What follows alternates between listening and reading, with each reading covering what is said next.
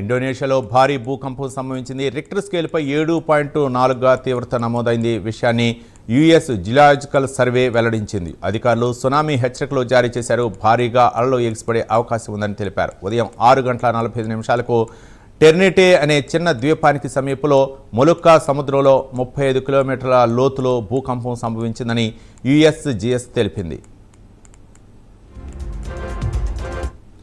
మరిన్ని వివరాలు మా నేషనల్ బ్యూరో చీఫ్ కళ అందిస్తారు. కళ, ఇండోనేషియాలో భారీ భూకంపం సంభవించింది. దాదాపు రిక్టర్ స్కేల్ పై 7.4 తీవ్రతతో అన్నటువంటిది కొద్దిసేపు క్రితంగా ప్రకటించినటువంటిది భూకంప కేంద్రానికి సంబంధించినటువంటి హెచ్చరికలు కూడా జారీ చేసింది ఇండోనేషియా ప్రభుత్వము.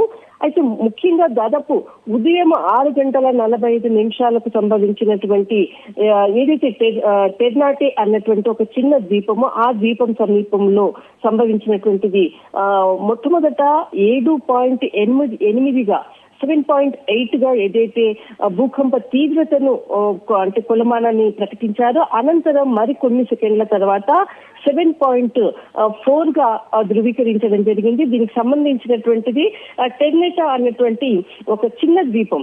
దాదాపు 6:45 సంభవించినటువంటి ఈ ఏదైతే భూకంప తీవ్రత దాదాపు మనకు ఇక్కడ ఇండోనేషియా అనుకోవచ్చు, ఫిలిప్పీన్స్, తర్వాత మలేషియా తీర ప్రాంతాలన్నిటిని కూడా సునామీ హెచ్చరికలు జారీ చేయడం జరిగింది.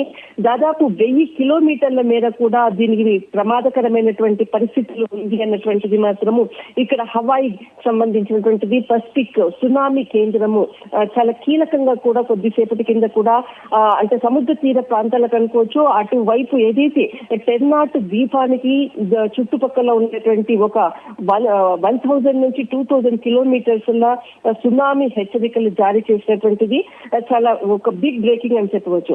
కానీ ఈ ఏదైతే భూకంప తీవ్రతతో ఈ ఇండోనేషియా టెర్నాట్ కి సంబంధించినటువంటి ద్వీపము అంతా కూడా ఇప్పటి వరకు కూడా చాలా భారీ భూకంపాలు వస్తూ ఉంటాయి ఇండోనేషియా ఈ ప్రాంతం అంతా. కానీ ఈ భూకంప తీవ్రతతో ఆస్తి నష్టము అంటే ఎక్కువగా సంభవించినట్లు కూడా మనకు ఇక్కడ మన అందుతున్నటువంటి విజువల్స్ సమాచారం ప్రకారంగా కూడా తెలుస్తుంది. కానీ మరింత సమాచారం ప్రకటించేటటువంటి అవకాశం ఉంది.